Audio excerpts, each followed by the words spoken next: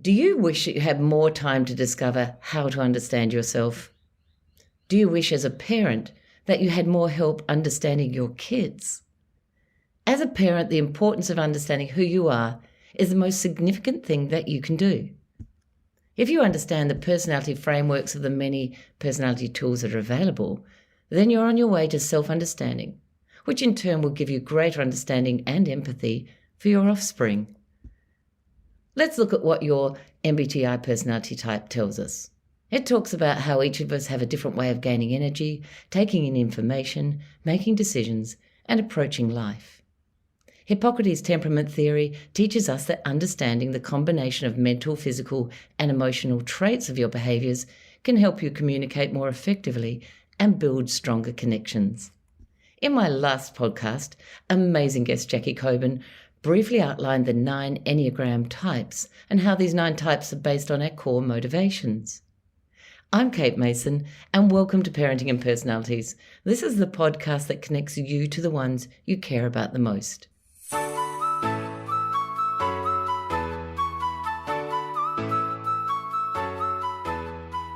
Today we're going to join with Jackie and delve into how we can better understand ourselves and grow as parents, utilising the Enneagram framework.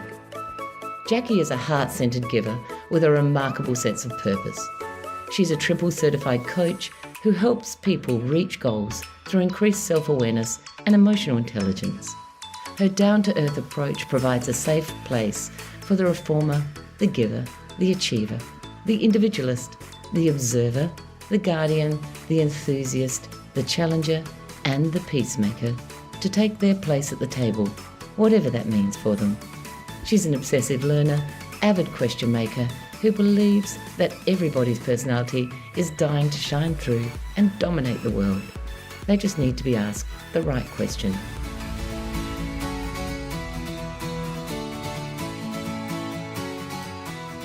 Welcome back, Jackie. It's wonderful to have you share your knowledge about the Enneagram types with us. Good to be back. I'm excited. Beautiful. Now, last time on our podcast, we talked about the 9 Enneagram types and how they're based on our core motivations. So if you haven't heard that and you're listening, go back and have a listen. It's fantastic. But today we're going to delve into the Enneagram, and as you do and you understand yourself better, that's how you grow, So what I'm wondering if we can do today, Jack, is look at parenting. All right, now, parenting is hard work. And we're never going to get it right. So for those people who are perfectionists, take that one on board straight away. But what I'd love you to do is just give us a quick rundown on the Enneagram system, just why, explaining the why of everything we think of feel, just for those people that may not have heard about it first. And then we'll just go into some parenting and ways you can enhance your parenting through the Enneagram. Absolutely. Yeah. So the Enneagram, and I said this in the last episode, but it's essentially a personality typing system. And the way that it types is it types you not necessarily based on what you would do or tend to do when you walk into a room or anything like that, while some of those things do check out. Mostly it measures your core motivation. So your why. Why do I do this? And what's the root of that? And what am I really afraid of? And what am I trying to protect myself from? And so it answers the bigger questions like, why am I like this? Why do I do that? Even why do I keep falling into the same patterns? Like, why doesn't this end? Things like that. And so it's an incredibly sustainable personality typing system, especially when it comes to navigating the big things in life, like your career, your, perhaps parenting, your long-term relationships, things like that. And I find that relationships, long-term relationships and parenting with children, these things are so useful, understanding yourself and how you're behaving. So if we're going to use it and we're looking at the Enneagram types and we're talking about parenting strengths and how to find our strengths, can you give us an example of that?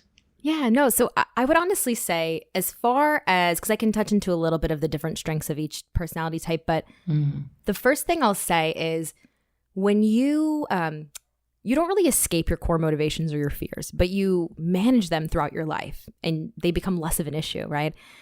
And the more that you do that, the things that you thought your whole life were your flaws and the things that really didn't aid in helping you get to where you wanted to go, you realize, oh no, those are actually my superpowers.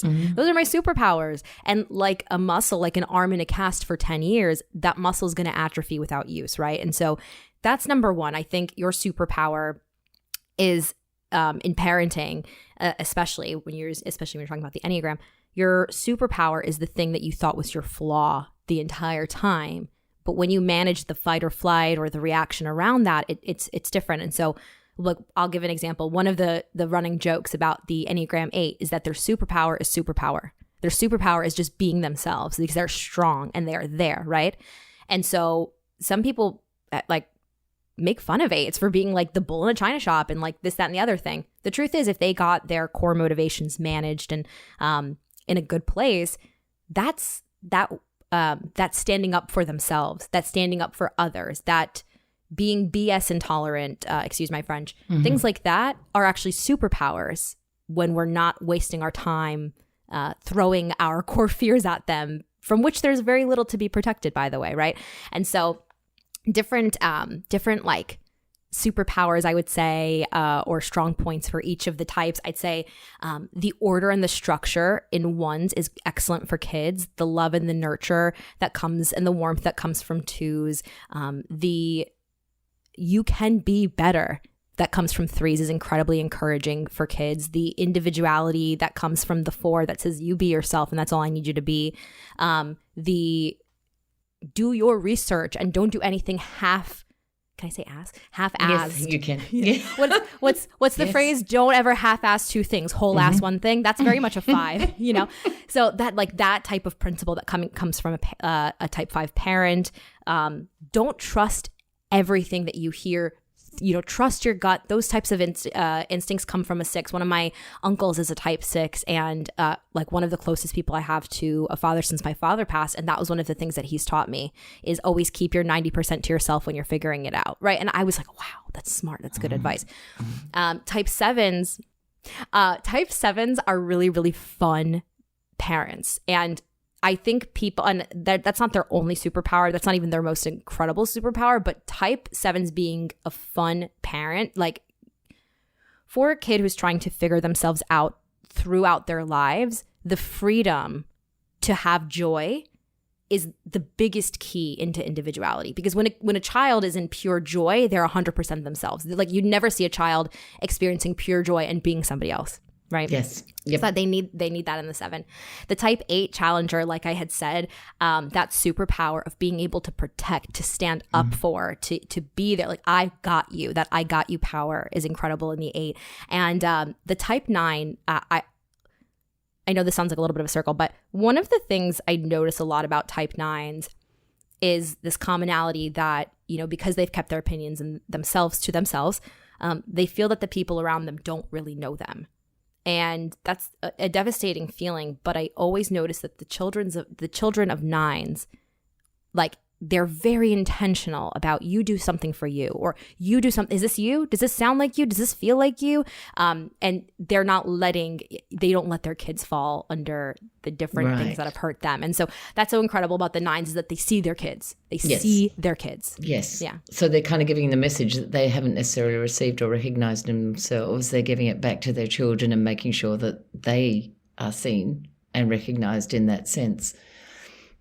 That's pretty strong and that's pretty good stuff. So, you know, like me being the 7 and having someone who's an 8 is actually really wonderful, if I must tell you, because I do have 2 high energy people in one house. 2 high energy people, and I always discuss that in my parenting stuff because, you know, we had a son and I haven't worked him out on the Enneagram who's not a high energy person and not used to being raced around by 2 people who do.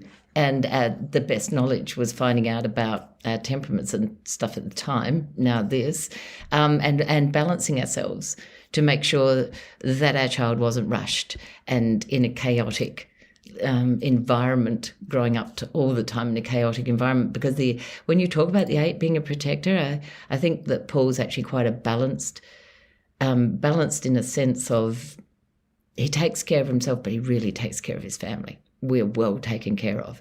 But the only problem is, this is where we, you know, go from a strength to a weakness, okay, everyone listening, is that what happens is that at 30, he's still taking care of my son and telling him what to wear when he goes out of the house because it's cold. Oh, you haven't done your garden lately. So they're the traps that 8 can fall into, in that sense of, it's not always a mean protection. It's a yeah, so it's just interesting. I find all of this stuff so interesting. I was just going to say, and something like that, motivations matter, because I think about the type 8, Paul being concerned in that way.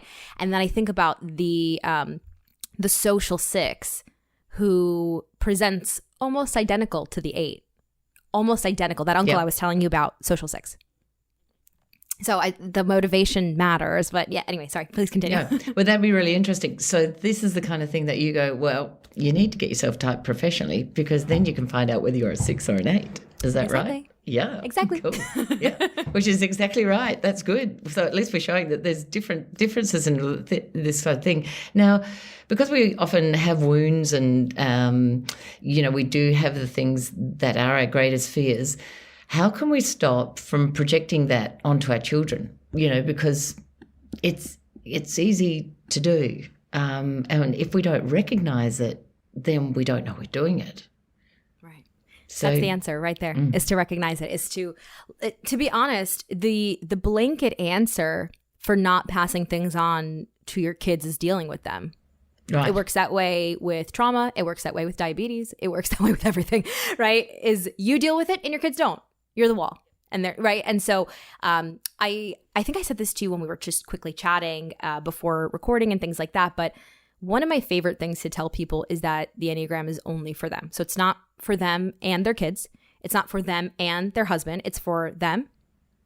It's for their husband. It's for their kids. These are all individualistic statements, right? And so I say that to say the way that you don't project your core fear onto your child, which you will at some point. The good news is that you will hopefully love them so much that the parts that you mess them up, they won't remember. That's right. And that's really what it is. But the way that when you deal with your core fear and what comes with it and the why and what triggers you, what makes you feel like this core fear is about to come alive, it's not that you don't feel that way anymore. It's that you understand that moment to moment, there's very little from which you need to be protected from. And you can manage yourself in those moments. You can manage your anxieties, the things that are saying something's out to get you. You can manage those. And those are all we need to make the conscious decision to not pass them to a child, to not pass them to a partner, to not pass them to a coworker even. So essentially, the answer is the same.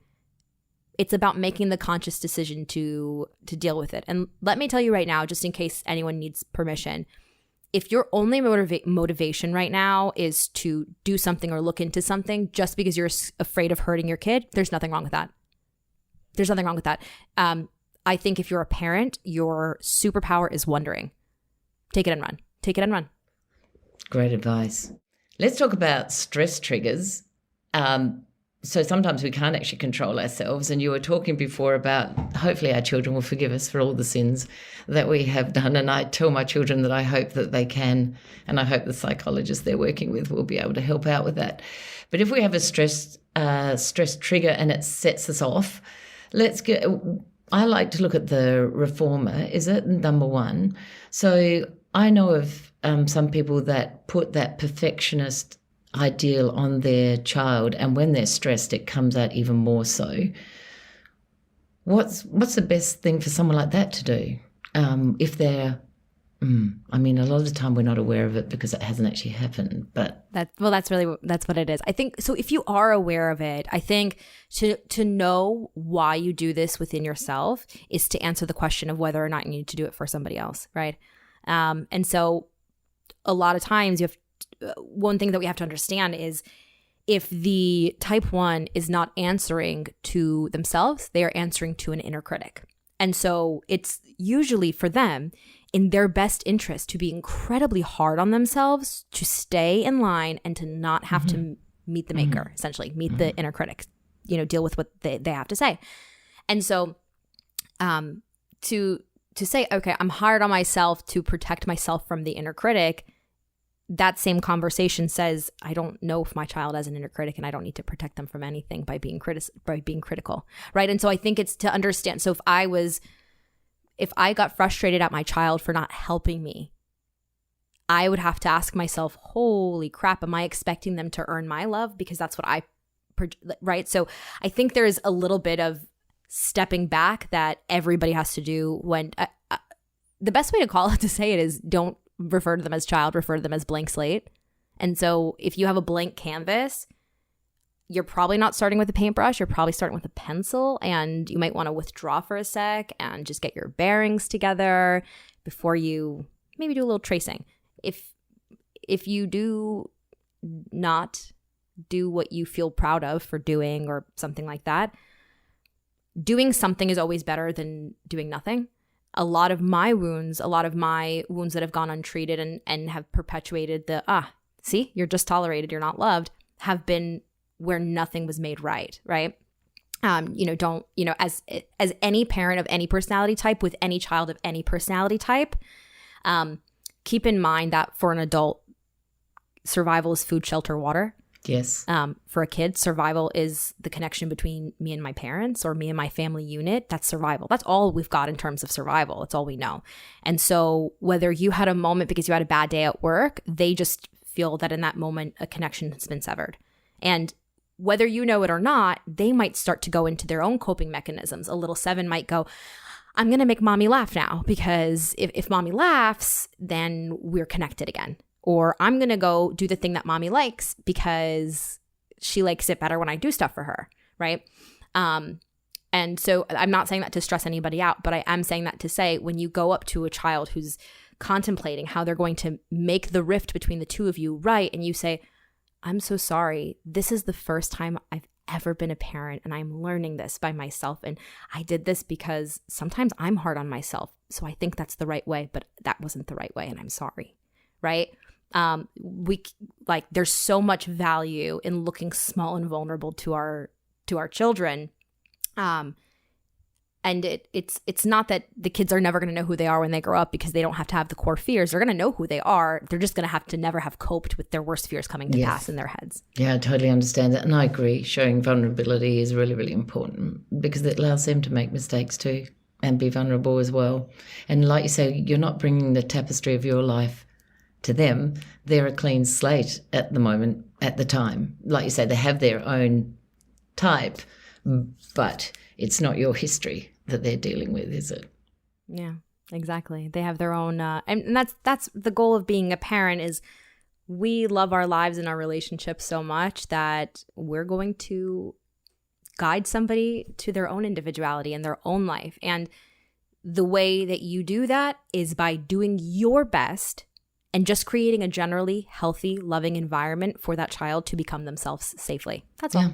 Yeah. So if we're using this to grow as a parent, then what we need to do is really look at quite in depth at it. Like if I look at it as a 7 and I'm not going into conflict and sadness and as much as I can. I do have a husband that constantly tells me, you need to slow down, you're planning too much. Yeah, I know. We came back from a holiday just recently and I've already got the next one planned and paid for. And it's like, slow down. I'm like, but it was so much fun. We had such a good time. Why don't we do it? And that's, like you say, that's a strength, and yet it's not a best spot to be in because it does mean it's that constant chasing of fun. And I do have to recognize that self. And I think this thing has, the Enneagram, I haven't done a test because this is me. Why would I do a test? Because I'm just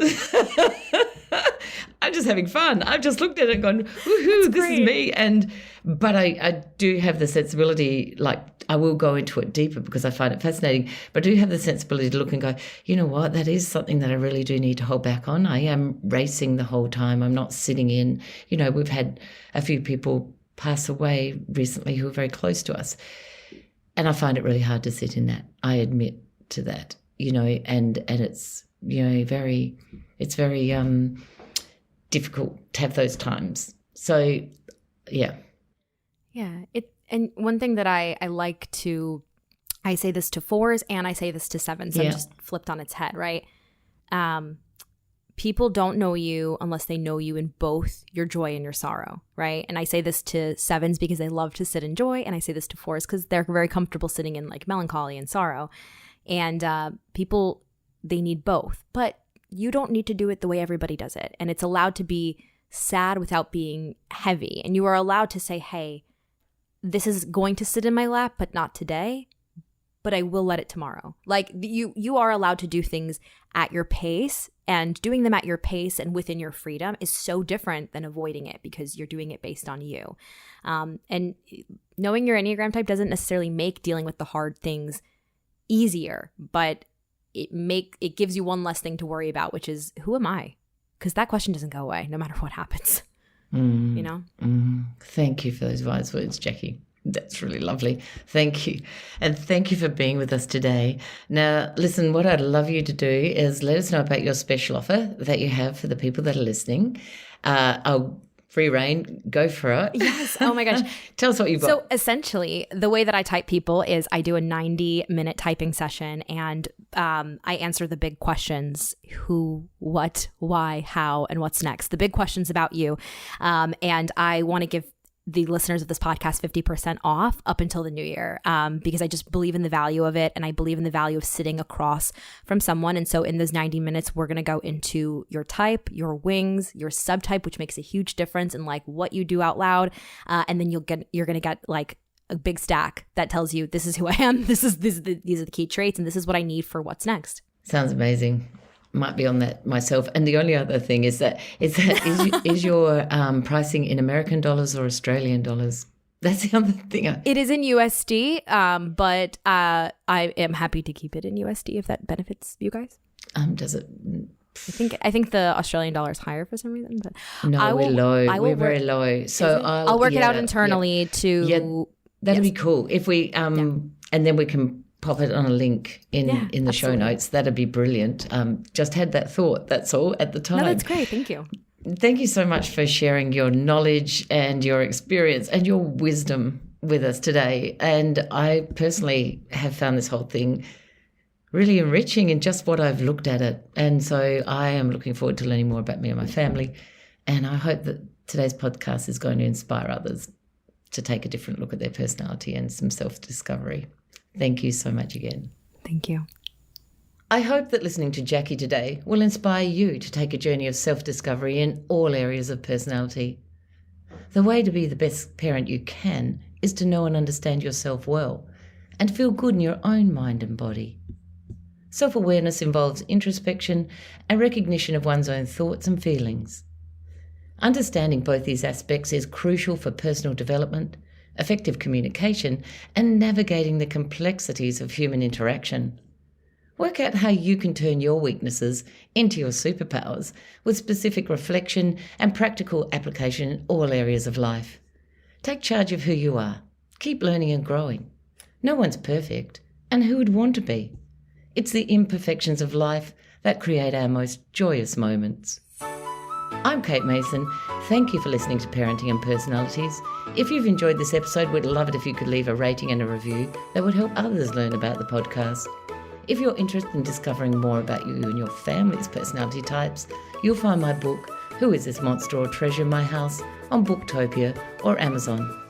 If you have an episode idea, please send a note to thepersonalitycoach at gmail.com. Many thanks to our producers at Stories and Strategies, and we'll see you next time.